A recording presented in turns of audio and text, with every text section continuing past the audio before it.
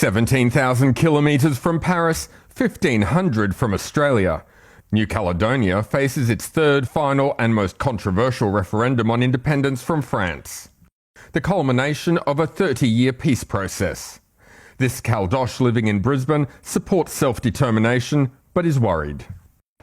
But politically, it's binary, and it's one way or the other. And how do you unify a whole country with one way or the other? And that's when suddenly it becomes an issue. The largely indigenous pro-independence movement has called for a referendum boycott. If that rate of participation does not come at the same rate as the last two, this consultation is illegitimate because we are, the indigenous people, didn't participate.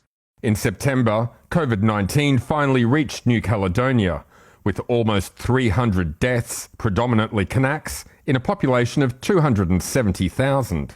Now, in customary mourning, the Kanaks want the vote delayed.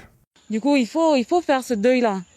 Et ce vote-là, ce référendum, il nous met la pression. On a l'impression qu'on ne nous écoute pas. France brought forward the referendum, originally due late next year, to precede French presidential elections in April. Les critères sanitaires aujourd'hui sont plutôt favorables. Et il aurait été plutôt anormal que l'État fasse le choix inverse, donc c'est une bonne chose. Two previous referenda in the last 3 years were narrowly defeated. Le jour où on n'est plus français, on aura perdu gros. Colonised 170 years ago, deadly clashes in the 1980s between Kanaks and French resulted in the Noumea Peace Accord and referenda. France has deployed 2,000 heavily armed police after pushing ahead with this one.